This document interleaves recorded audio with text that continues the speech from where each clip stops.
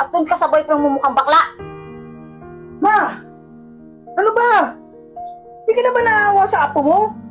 Kaisa-isang apo mo na palagi sumusunod sa mga gusto mo?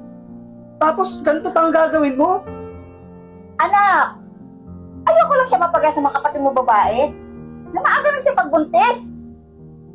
Gusto ko lang siya makatapos ng pag-aaral at na makakuha siya ng maayos na trabaho. Ma, paano mangyayari yon? Kung ikaw mismo ang humihingi na sa kanya pababa? No, huwag mong igaya si Esa mga kapatid kong babae. Pinalaki ko to ng tama. Suportahan mo naman ang apo mo kahit minsan. Tutulog na lang po ako, Papa. Sige po, Nay. Tutulog na lang po ako. Total, Ako, di niyo naman po ako pakikinggan kahit magsalita ako eh. patawarin mo si nanay. Pasensya ka na, hindi ko naman sinasadya. Pasensya ka na po. Napapraning ako. Tawarin mo na ako, Apo. Alam ko, hindi mo pa mapapatawad ngayon. Hihintayin ko yun. Patawarin mo ako, anak.